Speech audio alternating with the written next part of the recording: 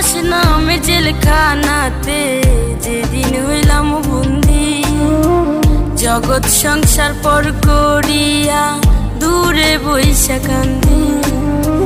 প্রবাস নামে জেলখানাতে যেদিন হইলাম বন্দি, জগৎ সংসার পর করিয়া দূরে বইসা কান্দি।